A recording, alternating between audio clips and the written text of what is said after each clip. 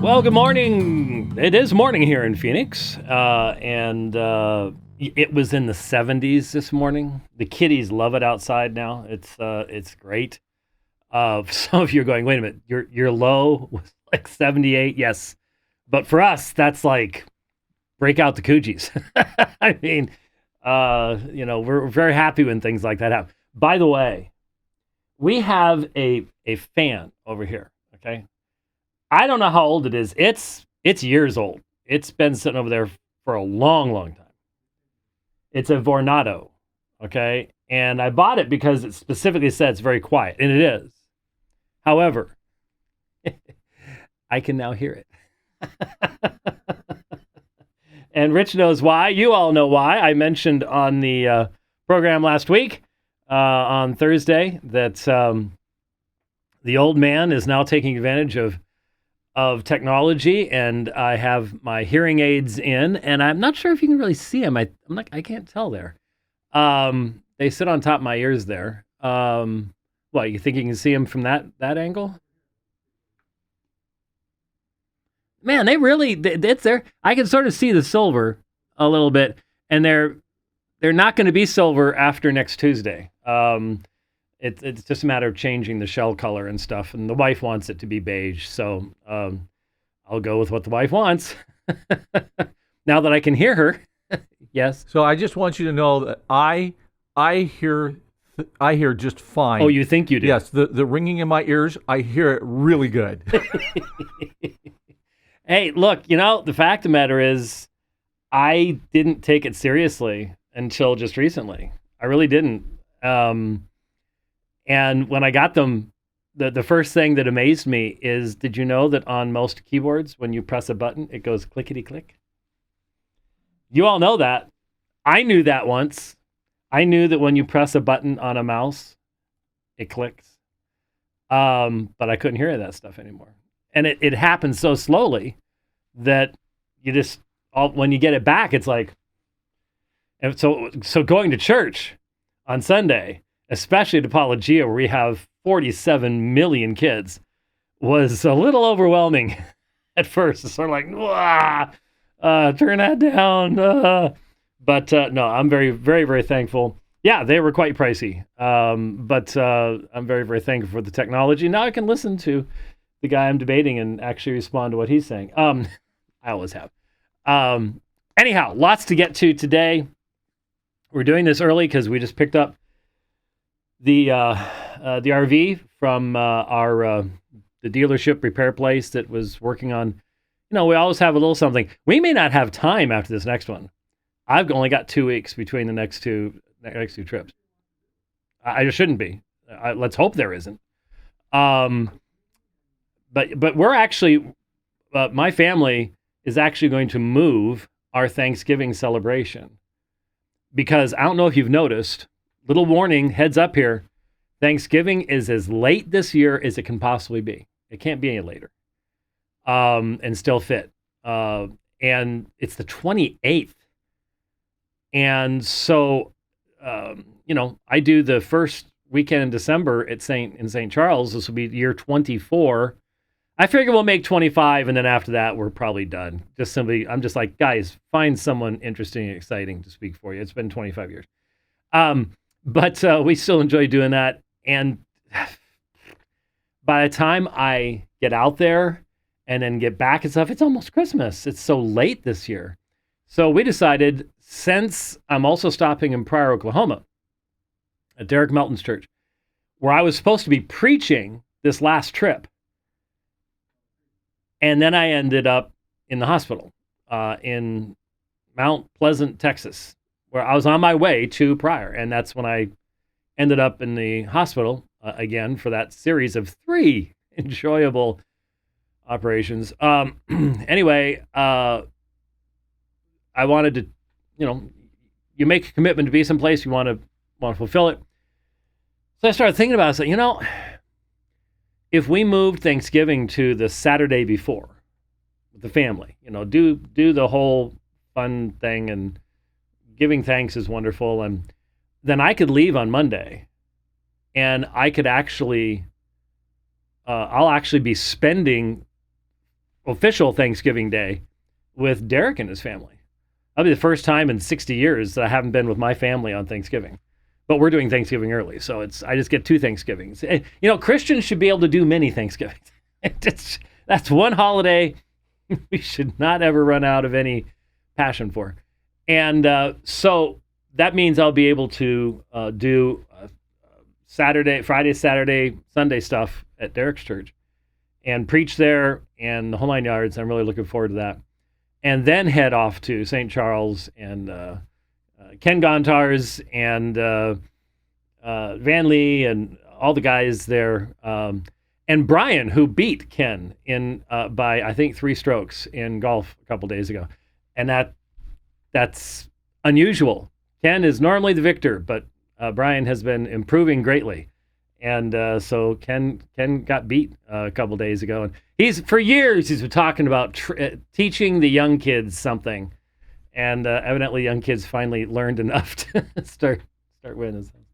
Anyway, so we'll be in St. Charles, our regular, and we're doing a conference on the LGBTQIA plus alphabet soup of silliness that's out there, and we'll see who shows up. It'll be intriguing. They've been fighting the good fight there in St. Charles, the suburb of St. Louis, which, as you know, is a rather troubled city as well. So I have that coming up. But before then, we have the trip back to Mobile, Alabama, the debate on the Mass, and then we'll be in Fort Worth for the Fight, Laugh, Feast stuff. I'm sure we're going to have some really interesting conversations there.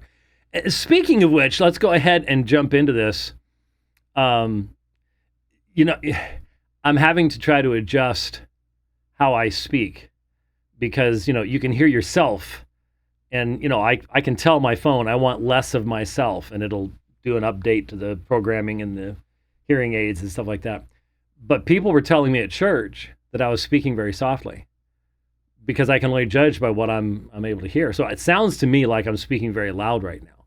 I don't know if I am or I'm not. It's up to Rich to decide. And the microphone's right there. So I should be able to speak very quietly and still be able to be heard clearly. But that's not really for me. So I'm trying to, there's a period of breaking in. There really is. When I go and where? Yeah, I doubt that's, yeah, we'll see. Yeah, we need to do something in there. It's probably getting dusty. This sort of transitions well into what I had just mentioned in regards to speaking at the Repent America thing in Fort Worth, and I'll also be preaching at 2 churches, CREC churches there in the area. I was looking back through the bookmarks, which I haven't gotten to, bookmarked tweets and stuff like that, which I haven't actually gotten to. And 2 months ago tomorrow, Stephen Wolfe posted a tweet where he quoted Phil Johnson. And this is what Phil had said. Now, and we need to be praying for Phil. He's really facing the tough stuff right now. Cancer and things like that. And all sorts of other stuff going along with it, which is really hard. Phil said, I wrote this 15 years ago. And then he links to a blog article or part of a blog article on the Team Pyro blogspot.com, which was very, very popular back in the day when blogs were becoming the thing.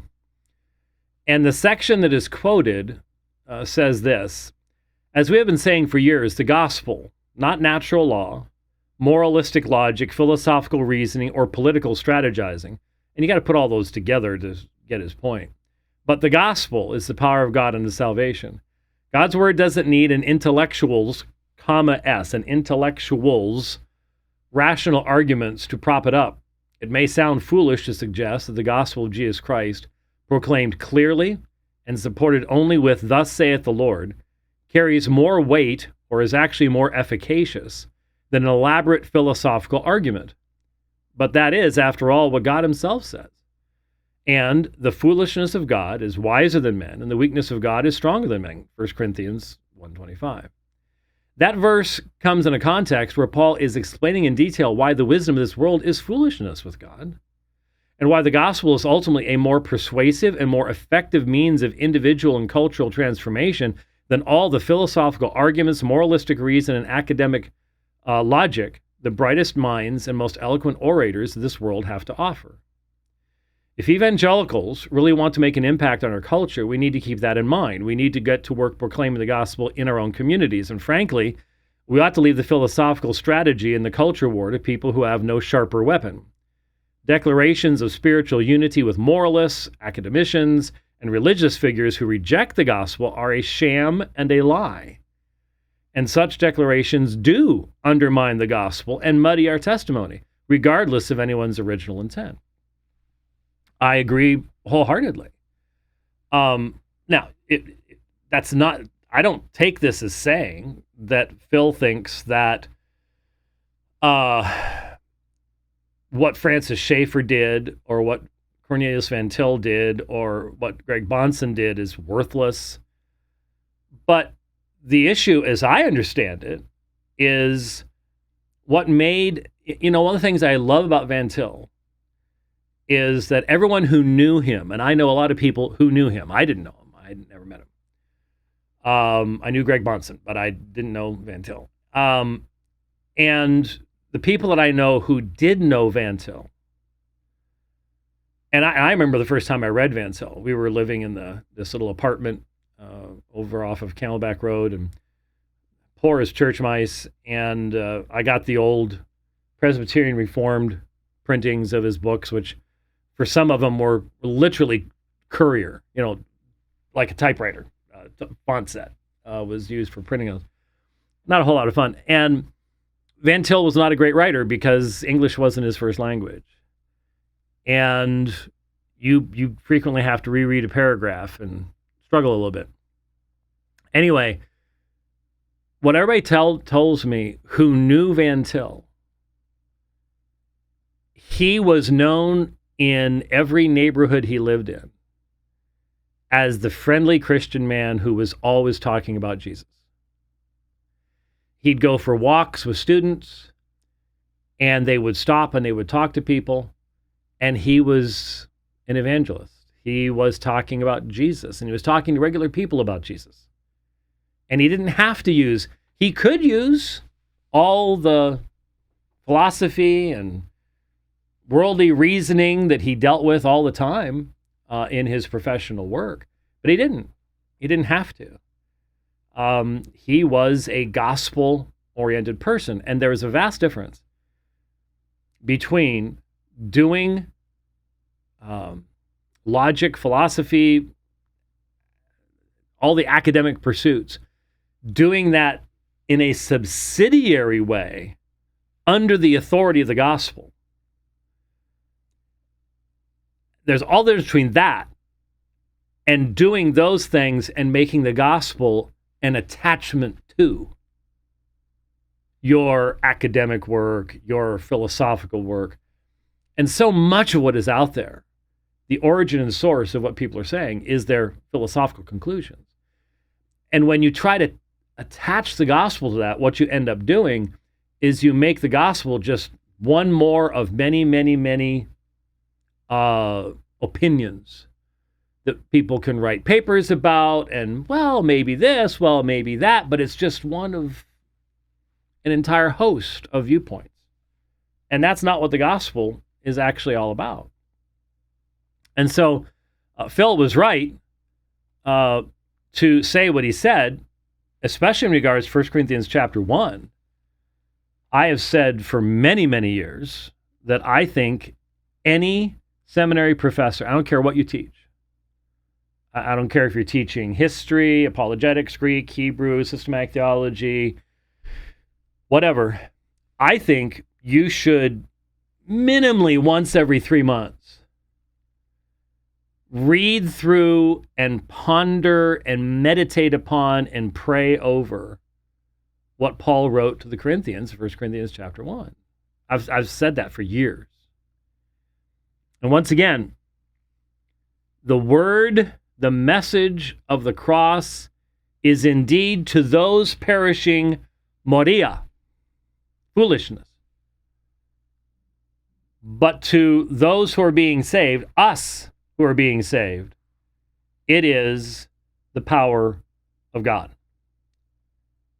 I do have this up, so I guess since I'm looking at it.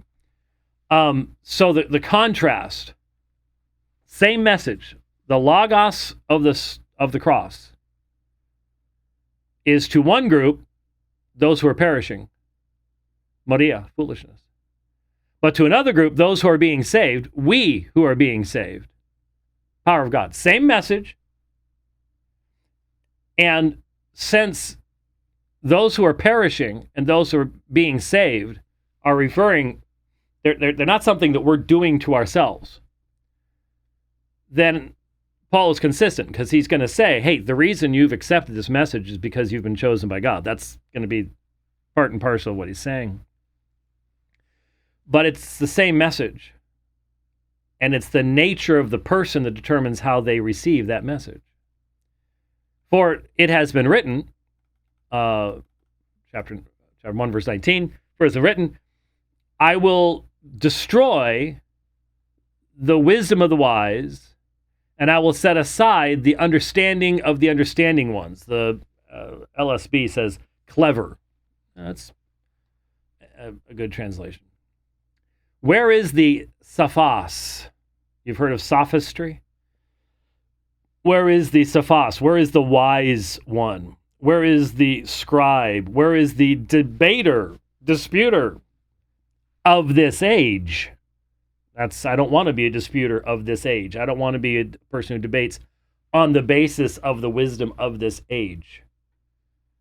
Has not God, there's God, has not, using uki, made foolish, moranos, morino, to make something foolish. Has not God made foolish the wisdom of the world? The form of the Greek expects the positive answer. The form of so many people in Christian academia assumes the negative answer. Because if you're going to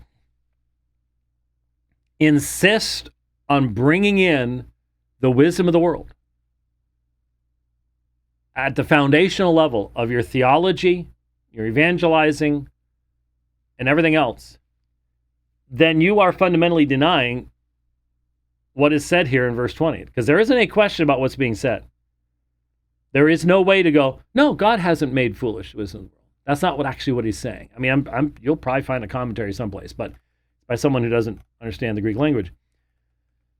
For since in the wisdom of God, the world, through its wisdom, did not know God,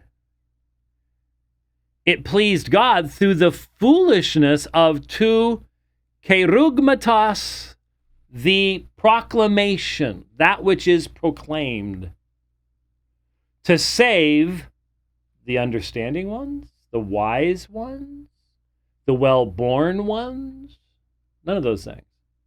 The ones believing. Because, see, you can be not well-born and believe. You can be unwise, but believe.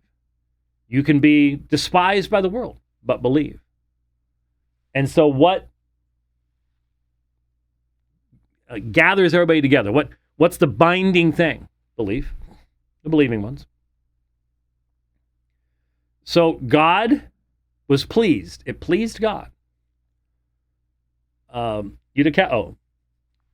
Pleased God by the foolishness of preaching to save the ones who believe. Not through the sharpness of our philosophical argumentation. Now again, a person who wants to honor God by engaging the philosophers of the world, fine, but that's not what saves. That's not the power of God in salvation. And you must understand that your finest philosophical statements of the gospel will still be foolishness to the world. If they are amongst the perishing, you can have the finest arguments in the world. Get you nowhere. Get you nowhere.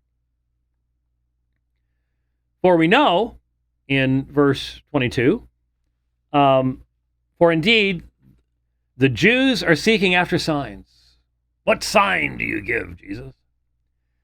And the Greeks, they're seeking after, and see, it's two different. The aiteo is really to ask for, seeking after by asking, demanding something. And then zeteo is to seek after something, like looking for something. The Greeks are seeking after Sophia, wisdom. But we, there's the contrast, we proclaim, there's the kerugma, that which is proclaimed. Keruso, we proclaim Christ having been crucified.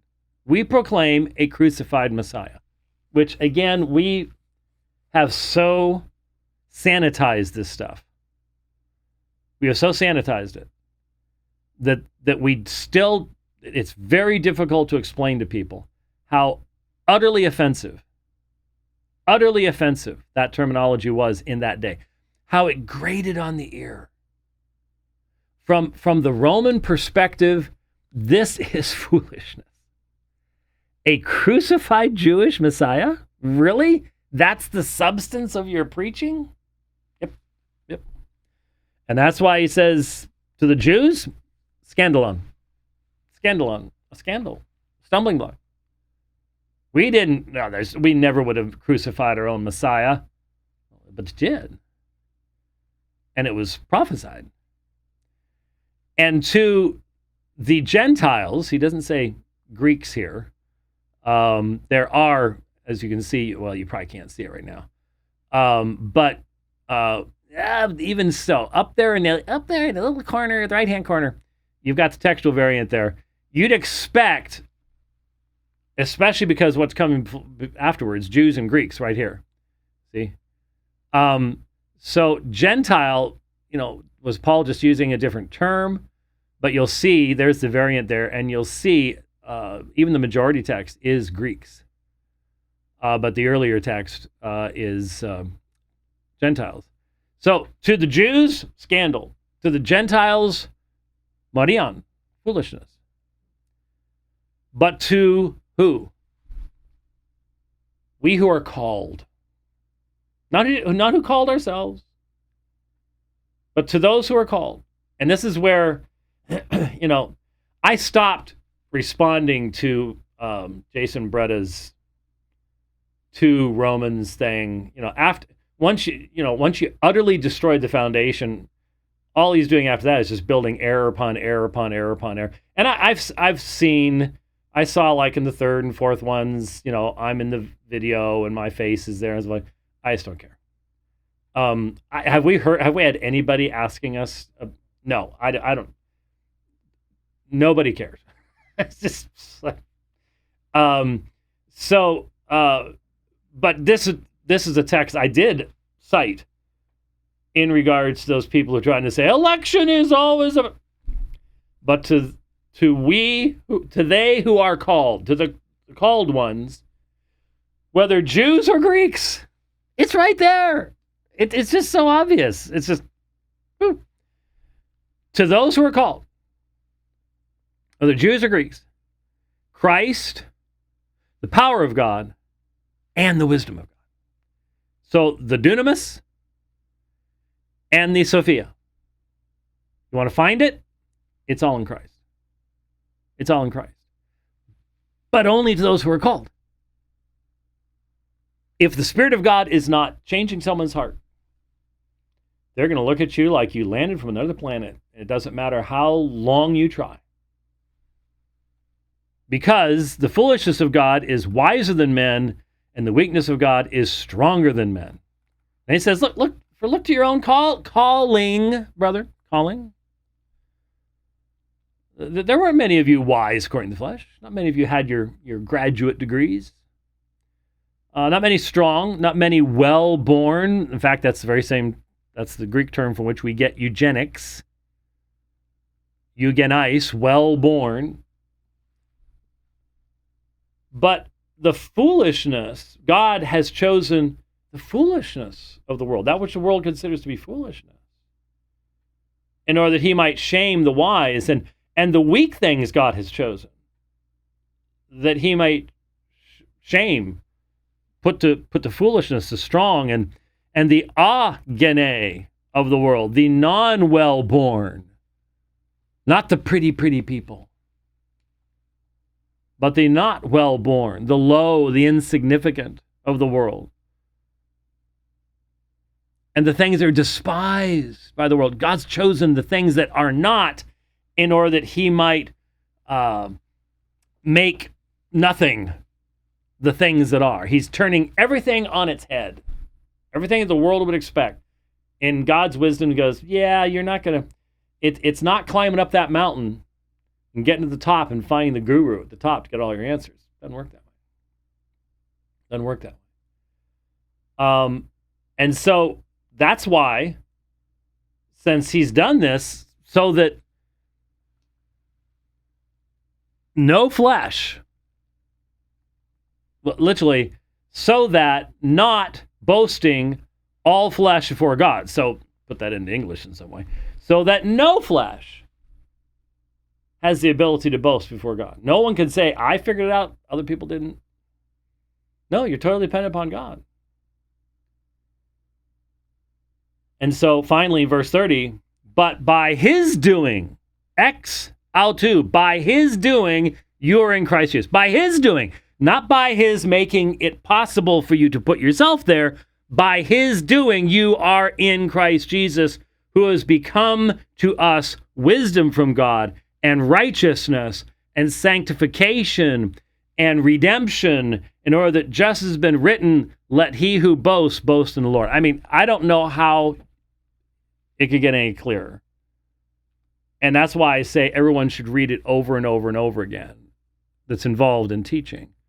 To be reminded, to be a good scholar, you need to be viewed as foolish by the world. If you're a Christian scholar and the world pats you on the back and congratulates you, you missed something.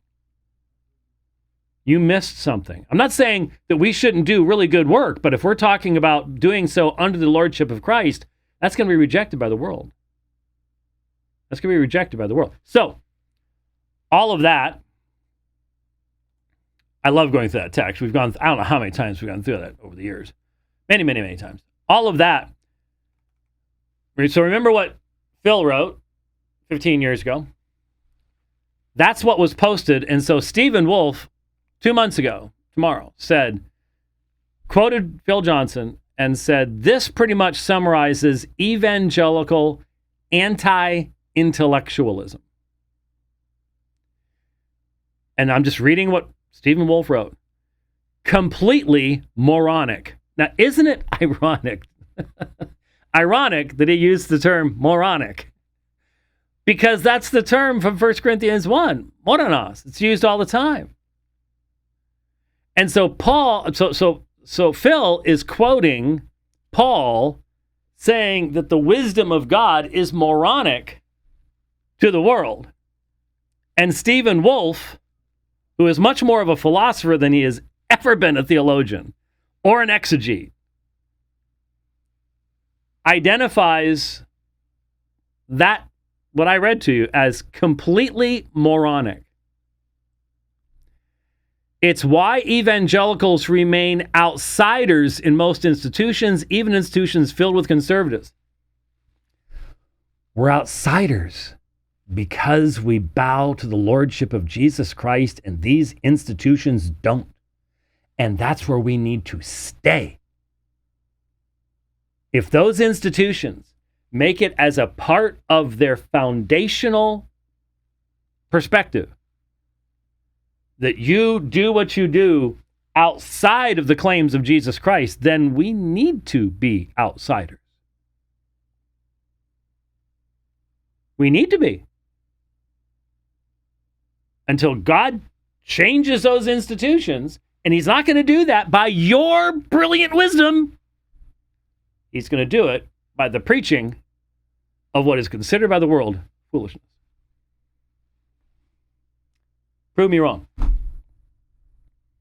Prove me wrong. I have never had anyone come up to me, and you all know this is my Jeffrey Rice, Tyndale House, Greek New Testament. I have never had anyone come up to me, and so here's 1 Corinthians. All right, and so, yeah, starts right there. Can't read it worth a darn without my glasses on, but there, I've never had anyone walk up and say, okay, you're wrong about this, and I'll show you why. But if you think I am, the only approach to me is right there. Open your Greek New Testament and show me where I'm wrong. Never had anybody even try, and I don't think it will.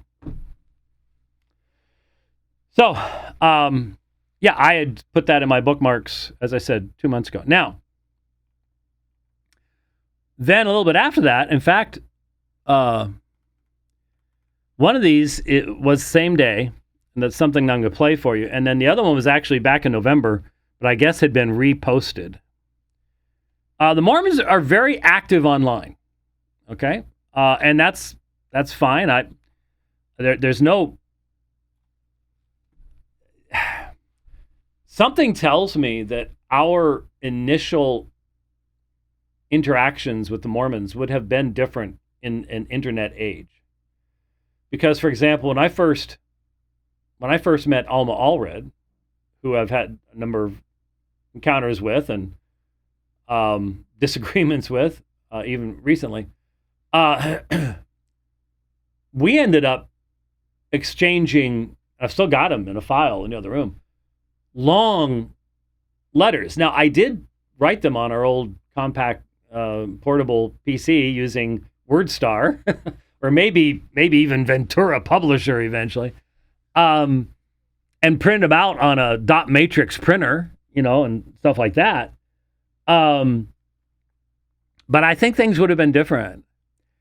And Mormonism is changing. It is changing rapidly, fundamentally. It truly is. It's not that the church has come out and said, you know what, we used to believe this, we don't believe that anymore. What they're doing, and maybe they took their cues from the Jehovah's Witnesses. The witnesses are changing their theology too, but they're doing it very slowly and very quietly. Because, well, think about, by the way, I am going to be listening to the debate tonight. I'm sure I'll be throwing things around the room in so doing, and it won't be a debate. Yeah, I won't throw it into TV. I'll throw stuff around for the kiddies to chase. That'll be fun. But I'm not even sure why I brought that up. Just to say, there won't be a debate. The moderators they have, so I saw a study, especially one moderator, his coverage of Kamala since she became the candidate is 100% positive, and his coverage of Trump 93% negative during the same time period. So, and those are the only people that she will even deign to appear before. So yeah, it's as uneven a position as could be, but he'll do it. She would never put herself in a position that he's putting himself in. She's a coward. All the leftists are. But anyway, the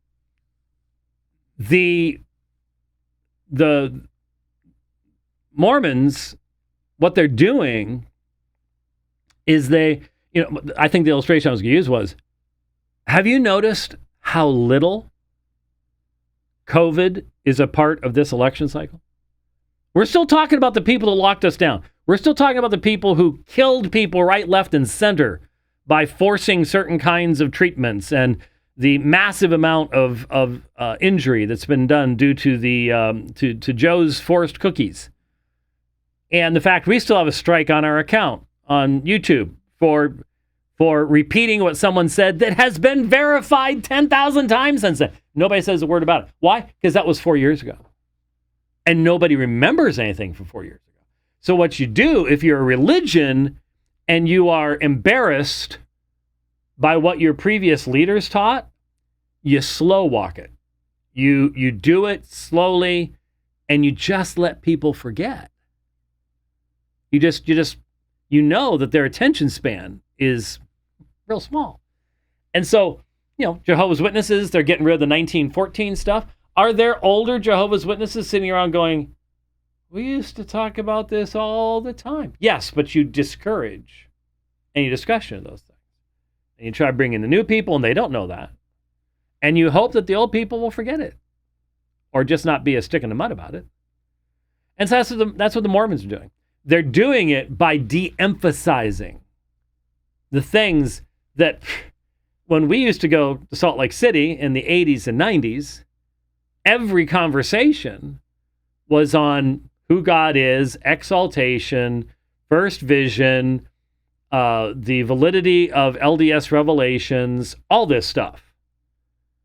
And now you almost have to trip the Mormons to get them to stop long enough to even talk to you. They have become so, that's why you have LGBTQIA groups on campus at BYU. There was no fundamentally consistent or even thought out worldview at the heart of Mormonism. Joseph Smith certainly couldn't think of anything like that.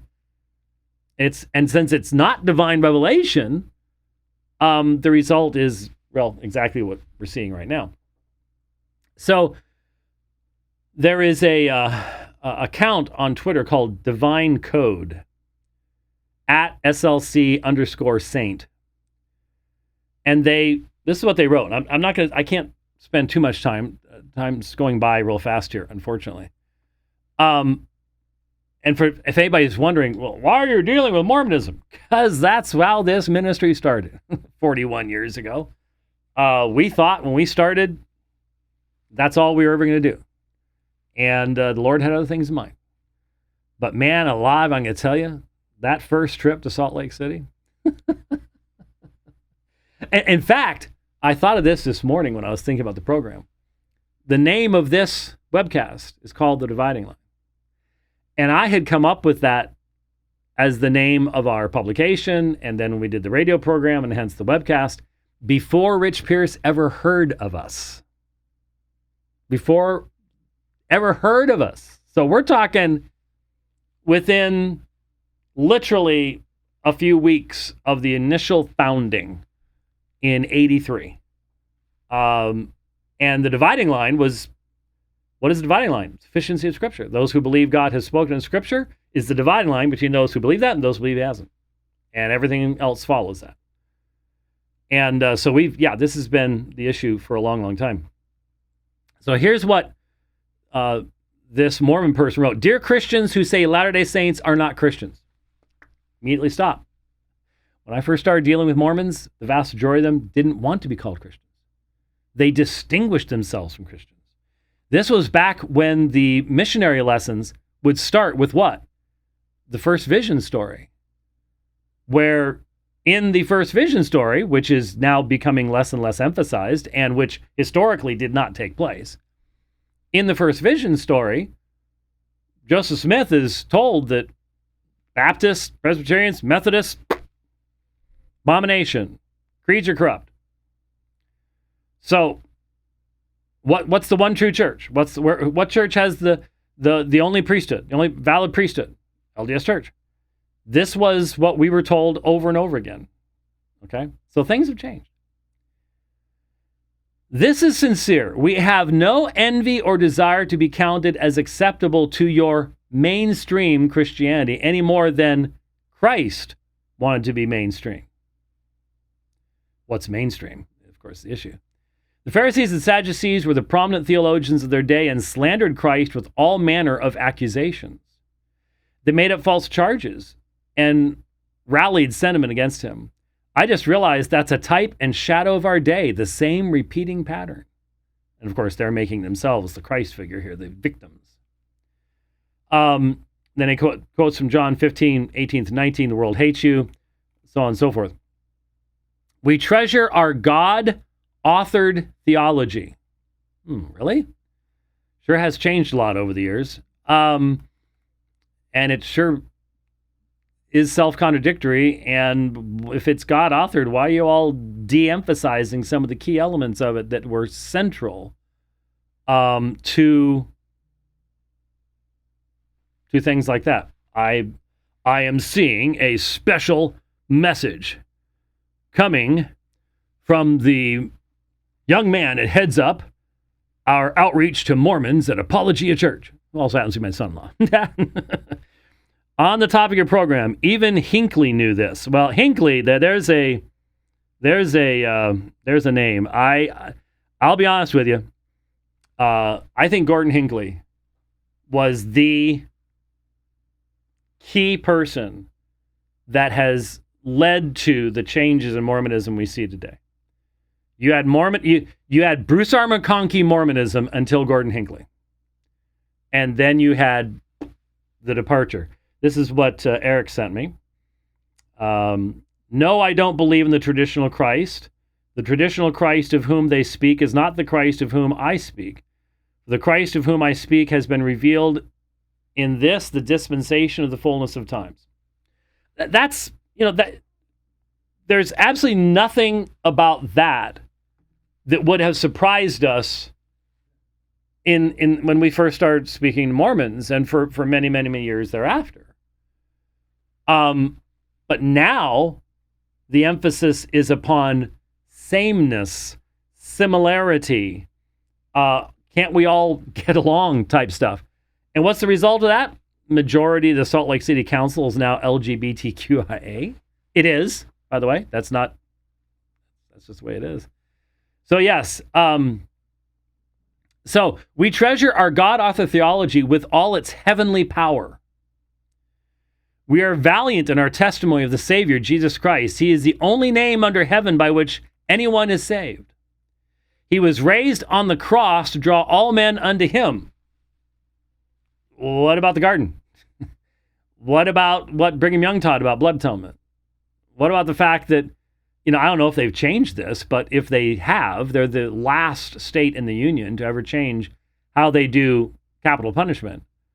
And that they kept the firing squad as a means of shedding innocent blood. That was a whole discussion during the Mark Hoffman stuff, and that was late 90s? What, late 80s, early 90s? Okay, yeah, I'm trying to remember what that was. Yeah. So see how this sounds evangelical if you don't know what men who claim to be prophets of God actually taught in the past, which they, are running away from. I wonder, it would be fast, there's no way of finding out, but I wonder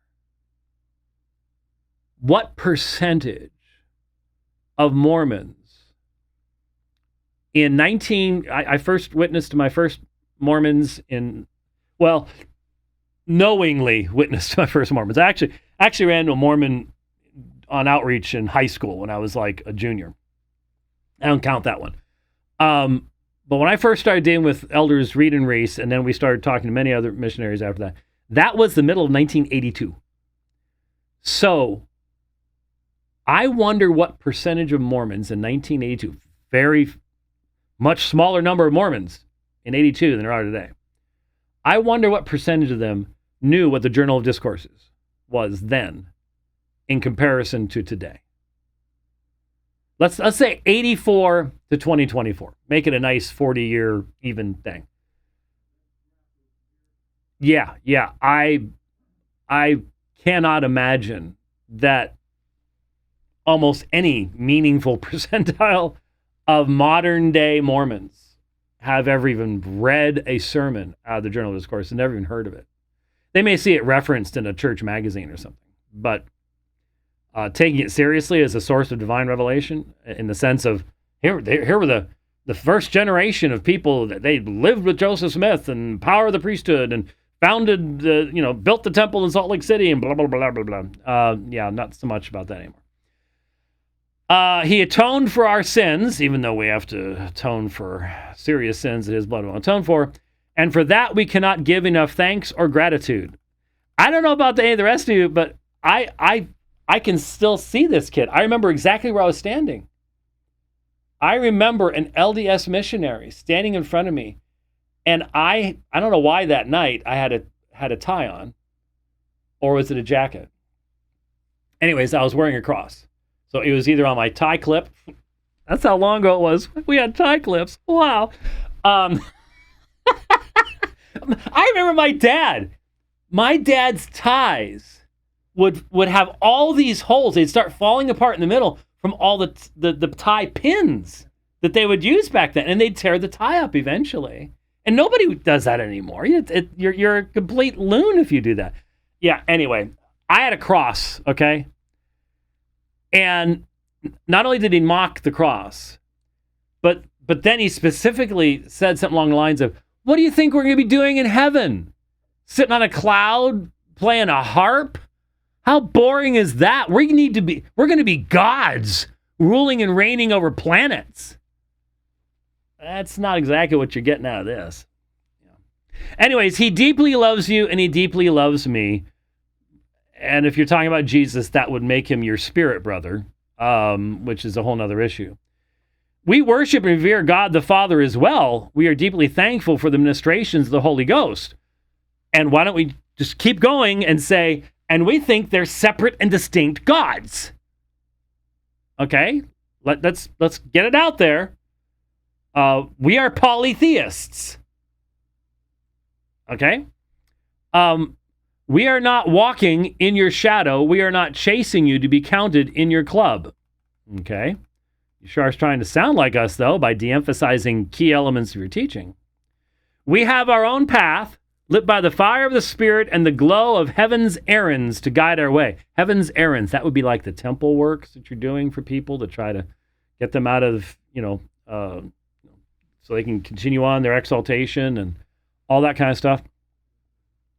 We accomplish great things in our Lord Jesus Christ who strengthens us. And again, the great things would be temple works and stuff like that. For the year 2022, our tithes and offerings covered many, many lovely works, but they also went into big funds of billions of dollars that the church controls, and you don't even know what they're doing with it. But they're now using it to basically completely rebuild the Salt Lake Temple, which almost fell over. Here is a partial list as reported by Elder Anderson, an apostle in October, and it talks about 71,000 missionaries, 414 missions, currently 177 temples are in operation. I wonder how many were in operation when we started. A couple dozen at most, I would say. And then it was Hinckley that was very much involved in the massive expansion of the temple building. And so now you've got these little mini temples in comparison to big beasties that you had in the past. 59 are currently under construction or renovation, and 79 more are in planning and design. That's a lot of temples. And by the way, Christians, if you're in an area where a temple opens, take advantage of the opportunity to tour it beforehand so you can see the stuff that we talk about when we talk about the celestial room and terrestrial room and the baptismal fonts and being built in the back of 12 oxen and all the rest of that kind of stuff. It's great to get a chance to go through there. Look at this. See, this is fun. Again, the guy who heads up our outreach to Mormons at Apologia Church, also known as my son-in-law Eric, who I'm very, very proud of. 37 in operation in 1985. 37. And 85. When was Atlanta built? Because my recollection is that Atlanta was the first LDS temple built where the baptismal font was not below ground level. Now, why in the world you'd remember little details like that, but you can go to Target and have to call your wife and go, "Why am I here?" It's true. It's very, very true.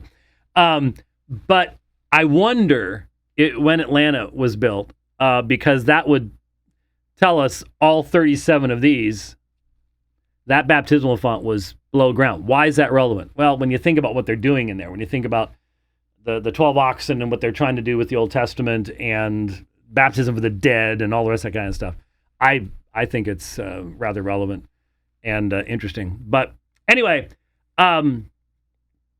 So 30,000, 30,000 congregations, 195 countries, five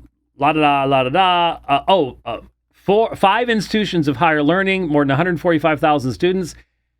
And now you even get to send your students and they'll get to be part of the LGBTQ club on campus too. Look, guys, I'll take you seriously that you actually have a foundation when you don't allow that kind of stuff to happen in your institution. But hey, who debated an LDS professor a number of years ago at University of Utah, who is now a female or claims to be a female agnostic, I think. Yeah, that would be me. I did that. So it goes on from here.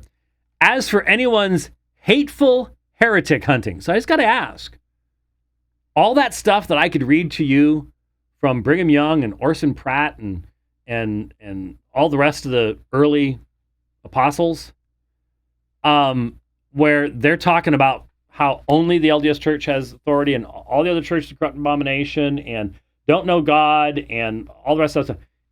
Was that hateful heretic hunting back then? Did you know that the early Mormons during Joseph Smith's day, they sought out debates and things was that hateful heretic hunting? Just sort of wondering how you fit all that together. As for anyone's hateful heretic hunting accusations and slander, no evidence of what this is actually about. I have just one answer. We respect your right to an opinion. There's a vast difference between an opinion and slander. But unless you have a direct line to Jesus Christ, it is your opinion. We wish you well in your Christ-like endeavors. There's Christ's word right there, which your founder did not understand. Twisted. I mean, his understand. Like, do you know where telestial came from? You know, King James celestial and terrestrial. You take part, you put the words together, and it doesn't have any meaning. Yeah, okay. Joseph Smith didn't have a clue what the Bible actually taught. He didn't have a clue what he was doing when he decided to give the inspired version. And so, you want a direct line? There it is. There it is. So yeah, it's a different world in talking to Mormons today than it was at SLC_saint called Divine Code. That's the Twitter handle, Divine Code. So there is an LDS webcast, video cast, like what we're doing right now, except they'd never wear my kitty shirt that I'm wearing right now. I wore this Sunday. I had 3 people, 2 people before service, 1 person after service, come up to take pictures simply of my shirt. Didn't matter whether I was in it or not, but they just wanted a picture of my kitty shirt. And it's like, it sort of fits right now because yesterday we were all treated to dozens of AI images and videos of Donald Trump rescuing kitties. And folks, you got to understand something. Haitians, what's going on in Springfield, Ohio, and other places, because our nation has been taken over by traitors, they are guilty of treason. They're going to continue that treason until there's nothing left to burn down. These Haitians, Haiti is one of the most demon-infested nations on the earth. Haitian voodoo involves blood sacrifices of animals, the whole 9 yards. That's what's going on. It's not that they need cats and ducks for food. There's plenty of food in the United States. Okay? The money that the money that the government's stealing from you, your children, your grandchildren to give to foreign invaders, which is what they're doing. They hate you. They hate the country and they hate you. So that's what they're doing. They're taking your money, or they're just printing fake money. They're giving it to foreign invaders.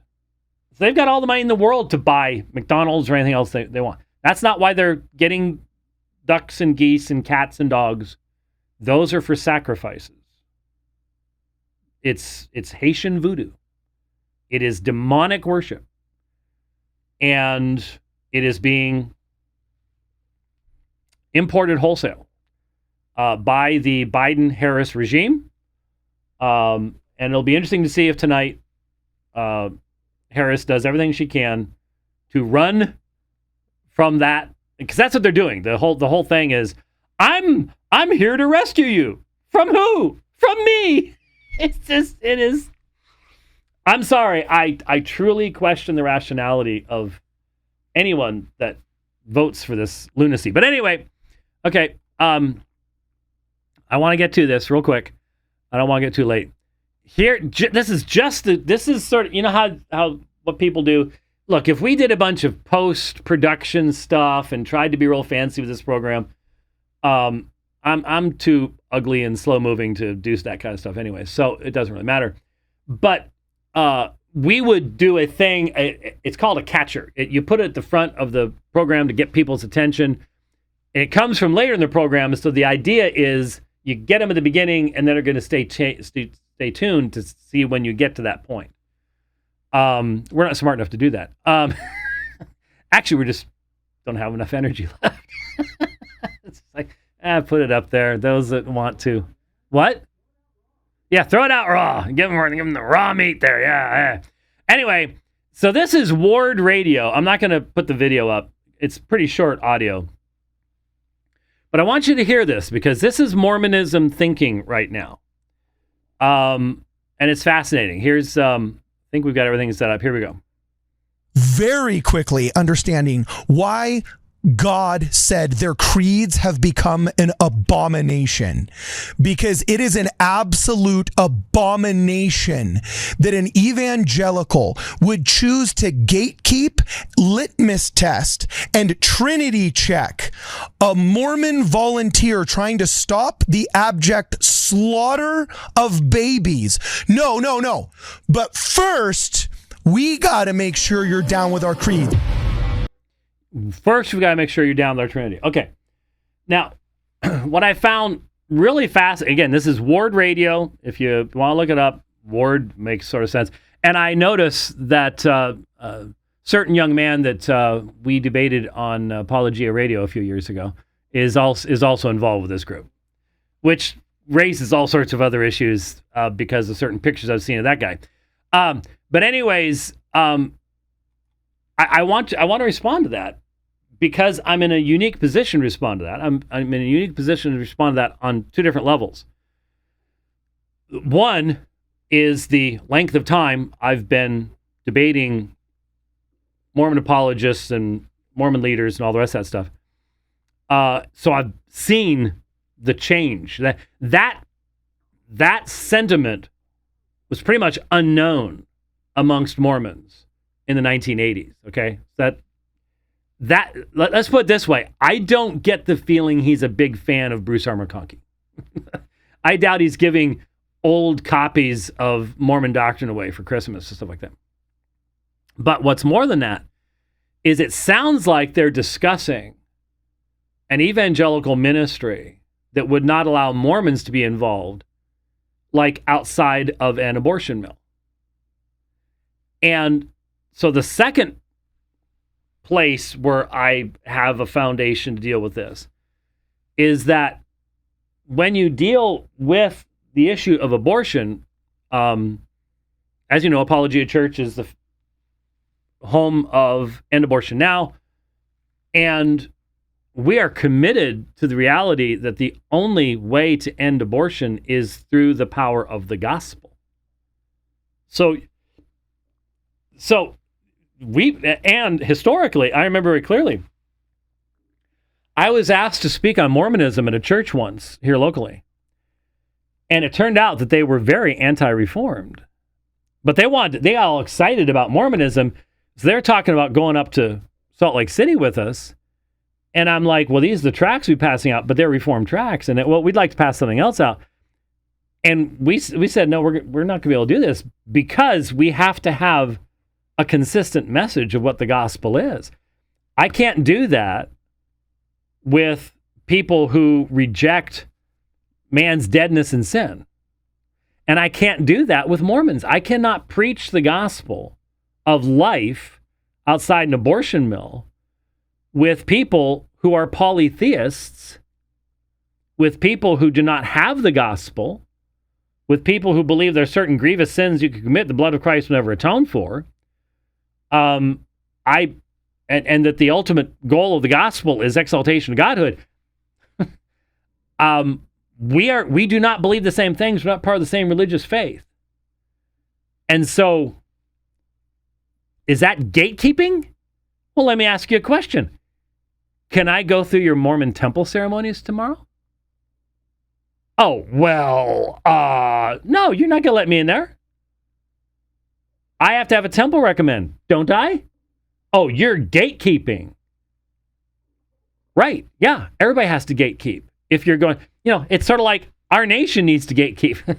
If it's going to stay a nation, you open the borders and you're no longer a nation. You stop having standards of what your main teachings are that define you. You're no longer a religion. So I don't get this faux outrage that these Mormons are expressing. You're gatekeeping and this is an abomination and Trinity check. Hey, we're talking about who God is. And if I'm standing outside an abortion mill and someone walks up to me and asks, what is it you're preaching? I've got to be consistent in how I answer their questions. And if you're standing next to me, different God, different gospel, different religion. I have said over and over and over again, Islam is closer to biblical Christianity than Mormonism is. Islam is. Yes, it is. I have studied Mormonism and I have studied Islam. And at least the Muslims are monotheists. You're not. No aspect of Christian theology can possibly exist in the same state in a polytheistic system. It's not possible. Totally, definitionally redefining. That's all there is to it. And Joseph Smith and Brigham Young understood that. You've left them. Okay? They would have agreed with me. But you've left them. You don't believe the things they believe anymore. You really, I understand why. That blood atonement thing's pretty icky, but that's the way it is. So anyways, this morning I was looking through and I've still got a few others. We've covered some of them. But I thought to myself, man, there's that Mormon thing I wanted to cover. And I even said on Twitter I was going to cover it, and I didn't. So I apologize for having done that, having waited so long, but it's still completely relevant. So if you are planning this evening to sit around and it's going to be interesting. It's going to be interesting, but I just, as someone who actually respects debate, I'm sure that my blood pressure will be completely off the charts, and it's not going to be good for me. But it will be a historic moment. There's certainly no two ways about that. And so I'm definitely going to be watching for as long as I can, up until the point where, again, I throw something at the TV and then we can't see it anymore. So that's the way things are. Anyway, thanks for watching the program today. I hope it was useful and challenging to you. We will see you on the next episode of The Dividing Line. God bless.